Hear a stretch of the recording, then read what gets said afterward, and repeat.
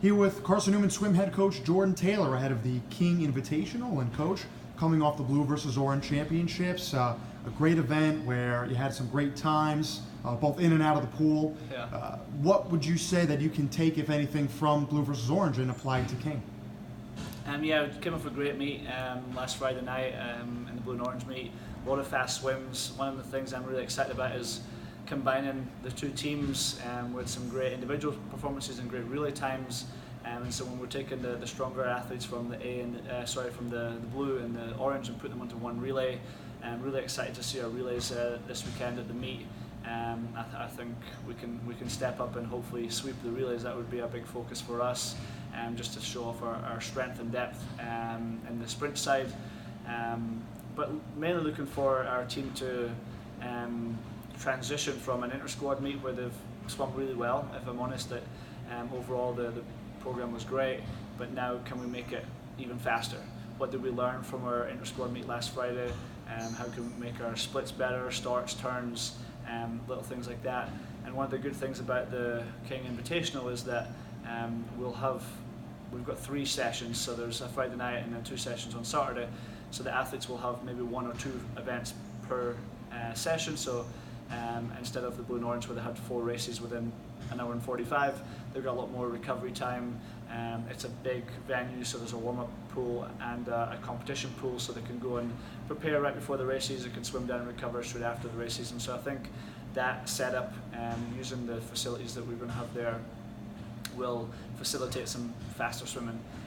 This is our first NCAA meet, and so after this we start to look at national rankings. Are we going to be ranked as a program?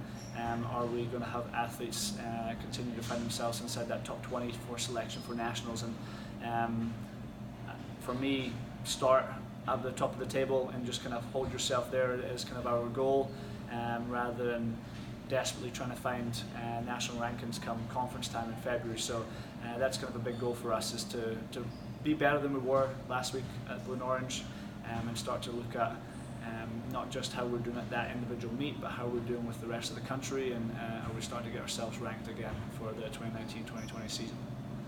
And back at the CSCAA Open Water Championships in Lawrence, Kansas, we had Linda Ungerbach on the women's side finishing 3rd overall, essentially tied for 2nd there. Yeah. A little bit of a technicality there, but nonetheless an excellent finish for her.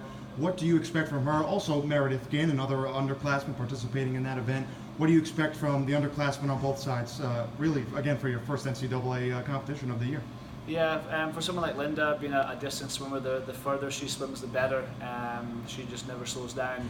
And so one of the good things about this competition, with it being an invitational, we're going to have the mile, the 1650, which is the longest pool event there is in college swimming. And so that'll be the first one of the season. That'll give her a chance to race it for the first time. Her being international, she's never done a 1650 yards. So we get a kind of base time for her. I expect her to go and have a really strong swim in that event, and just kind of kickstart her season again. I'm talking about national rankings. That will give her a baseline and start to see what she has to improve on if she wants to get a qualification time for NCAAs at the end of the season.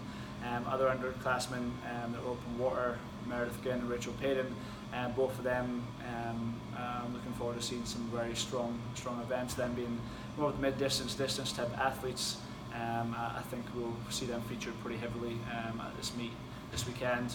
On the guys' side, again, Casey Charles, who finished 6th in the guys, he'll get an opportunity to showcase his talents in the mile, along with the other guys in Ryland, Hayden and Cody, coming off the back of a great 5K national championship. So yeah, looking forward to it, and that's again another bonus of doing an invitational. It's got all the college events. Dual meets typically will have around about 2/3 of the events you're going to see come nationals, but an invitational, we've got all the events that we're going to be seeing at national championships this year. So we've got a chance to see everyone get up and race, your sprinters and your distance athletes. And taking a look at some of the upperclassmen on this team, do you expect some of the upperclassmen to kind of lead the way, or is it truly kind of a team effort in that sense? I'm always looking for a team effort. Whether you're winning an event or not, I want to see effort right to the wall. you're racing for every point. If we're going to go into this competition this weekend and win, it doesn't take a couple of wins in certain events. It takes the whole team to show up and be scoring pretty heavily inside that top 10 in each event.